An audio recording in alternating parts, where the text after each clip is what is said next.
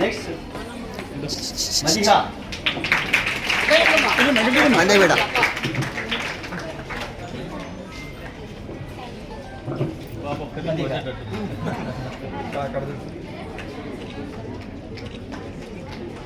ఇప్పుడు చిన్న సత్యానంద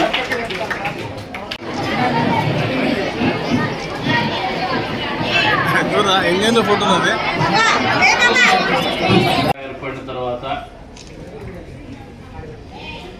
ఏదైతే గత ప్రభుత్వం హయాంలో మంజూరు చేయబడినటువంటి కిట్స్ ఏదైతే ఉన్నాయో వీటిని రంగులు మార్చకుండా అదే రకంగా ముందుకు తీసుకోవాలా, ప్రజాధనం దుర్వినియోగం కాకూడదని చెప్పేసి ఆలోచనతో అదే స్థాయిలో పిల్లలకు కూడా ఇబ్బంది కలగకూడదు, అకాడమిక్ ఇయర్లో వాళ్ళకి ఇవ్వాల్సినటువంటి వాళ్ళ ఆస్తిని వాళ్ళ దగ్గరికి చేర్చాలనే ఆలోచనతో ఏర్పాటు చేసినటువంటి కార్యక్రమానికి కదిర్లో నిర్వహిస్తున్నటువంటి బాలికల ఉన్నత పాఠశాలలో ఏర్పాటు చేసినటువంటి కార్యక్రమానికి అధ్యక్షత వహించినటువంటి పెద్దలు మా బాల్యమిత్రులు ప్రధాన ఉపాధ్యాయులు చలం గారికి, అదేవిధంగా వేదిక మీద ఉన్నటువంటి మండల విద్యాశాఖ అధికారి గారికి, ఇంకొక MUO2 ఇప్పుడు కొత్తగా వచ్చినాయి మామూలుగా MUO1 MUO2 అంత ఒక 6 నెలలు ఇదేమో కదా మీకు వచ్చి 1 year అవుతుంది.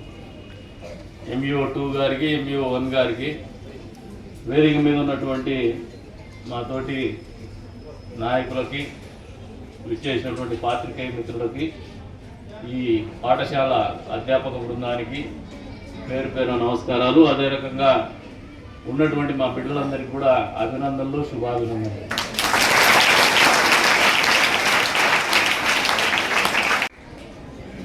మొదటిగా ఈ స్కూల్కి వస్తే బాగా గర్వం ఉంది మాకు కదిరలో అని చెప్పుకునే, ఎందుకంటే ఆల్ ద క్రెడెన్షియల్స్ స్టేట్లో 3rd, జిల్లాలో టాపు, స్ట్రెంగ్త్లో టాపు, రిజల్ట్స్లో టాపు, టౌన్లో first. All these are reflecting the efficiency of the faculty. అధ్యాపక బృందం యొక్క శక్తి సామర్థ్యానికి, వాళ్ళ కమిట్మెంట్కి దర్శనం పడుతుందని చెప్పేసి మనస్ఫూర్తిగా అభినందిస్తా ఉన్నాను. మామూలుగా గురువు అనేవాళ్ళు, లేదంటే స్కూల్స్ అనే ప్లేస్ కానీ, విద్యాలయాలు కానీ భవిష్యత్తులో పౌరుల్ని తీర్చిదిద్దేటువంటి కేంద్రాలుగా ఉంటాయి. మామూలుగా మీరు అధ్యాపకులు ఏ రకంగా వాళ్ళని గ్రూమ్ చేసి, ఏ రకంగా వాళ్ళని నర్చర్ చేసి సొసైటీలో వదిలితే అంత మంచి హెల్దీ సొసైటీ తయారవుతుంది. And these are the wealth of the nation. ఈ జాతి యొక్క సంపద పిల్లలు. భవిష్యత్తులో వాళ్ళు ఏమవుతారో ఒక స్థాయికి, ఉన్నత స్థాయికి ఎదిగి మాలాంటి వాళ్ళకు కూడా దిశానిర్దేశం చేసేంత స్థాయికి కూడా ఎదగచ్చు ఉన్నట్టే, మేమున్నట్టే కూడా. కాబట్టి మీకు ఆపర్చునిటీ ఉంది బాగా పిల్లలకి. ఈ ఆపర్చునిటీని డోంట్ లూజ్ ద ఆపర్చునిటీ పిల్లలకి చెప్పేది. ఎందుకంటే ఇప్పుడున్నటువంటి తరం ఆలోచన చేయాల్సినటువంటి వేదిక మారింది. మా తరంలో ఆలోచన విధానం ఎట్లుందంటే చలం చాలా కంఫర్టబుల్గా ఉన్నాడు అనుకుంటాడు. చలం అంటే మీ ప్రధాన ఉపాధ్యాయులు, ఎందుకంటే ఉద్యోగం వచ్చింది, ప్రభుత్వ ఉద్యోగం వచ్చింది కాబట్టి. But nowadays the things have change. Economy మారింది, ఆర్థికమైనటువంటి అంశాలు మారినాయి, ప్రపంచం మారింది, ప్రపంచీకరణ జరిగింది. ప్రపంచం అనేది చిన్నది గ్లోబల్ విలేజ్ అయిపోయింది. నాలెడ్జ్ ఎకానమీ ప్రమోట్ అవుతుంది. నాలెడ్జ్ ఎకానమీ అంటే ఎంతమందికి తెలుసు చెప్పమ్మా పిల్లలు? ఇక్కడ ఎంతమందికి తెలుసమ్మా? అధ్యాపక బృందానికి ఎంతమందికి నాలెడ్జ్ ఎకానమీ తెలుసు? గడ్డం విసుక్కుంటే కాదప్పా.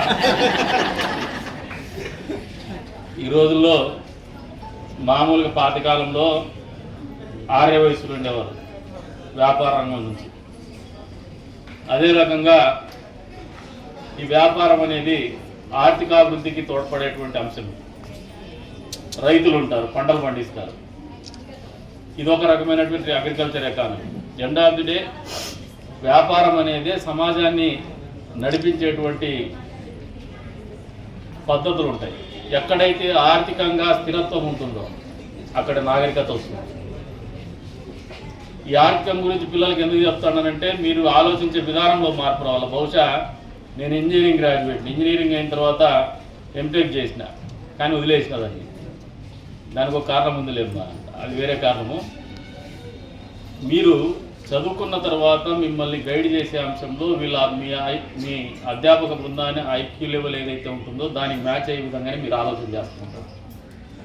మీరు ఒక యూనివర్సిటీ లెవెల్కి పోయిన తర్వాత తదుపరి you learn on your own, మీకు మీరుగా నేర్చుకుంటారు, ఎక్స్ప్లోర్ చేస్తారు, ఐడియాస్ ఇన్నోవేటివ్గా థింక్ చేయగలుగుతారు, ప్రయోగాత్మకంగా వినూత్నంగా ఆలోచన చేయగలుగుతారు. ఎవరైతే వినూత్నంగా ప్రయోగాత్మకంగా ఆలోచన చేయగలుగుతున్నారో ఈ సమకాలీనటువంటి పరిస్థితుల్లో, ఆర్థిక పరిస్థితుల్లో వాళ్ళు చాలా సక్సెస్ఫుల్ పర్సనాలిటీగా తయారవుతున్నారు. Whether it is in politics or the business or education or a scientist or a professional, ఎక్కడైనా కూడా కావచ్చు. ఎందుకంటే సమాజానికి ఎప్పటికప్పుడు కొత్తదనం కానీ అవసరాలు కానీ మారుతూ వస్తుంది. ఇవన్నీ కూడా మేధా సంపత్తి, ఆర్టిఫిషియల్ ఇంటెలిజెన్స్ వస్తుంది. ఇవన్నీ కలిసి ప్రమోట్ చేయగలిగినటువంటి ఆలోచన విధానమే ఇప్పుడు ఎకానమీని శాసిస్తూ ఉంది. మామూలుగా కందిపేర్లు అమ్ముకుంటేనో, బట్టలు అమ్ముకుంటేనో, లేదంటే చెప్పులు అమ్ముకుంటేనో వచ్చే ఆదాయ వనరులు అనేది చాలా చిన్న స్థాయి ఆలోచనలకే పరిమితమవుతోంది ఆర్థికపరమైనటువంటి అంశాల్లో.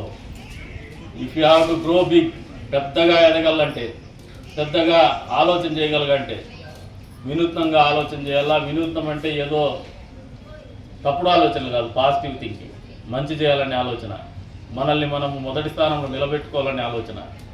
10 మంది ఉన్నా కూడా 10 మందిలో మొదటి స్థానంలో మనం ఉండాలనే పట్టుదల, సంకల్పం అనేది మీకు డ్రైవింగ్ ఫోర్స్గా ఉండాలని బిడ్డలకు ఈ సందర్భంగా తెలియజేస్తా ఉన్నాను.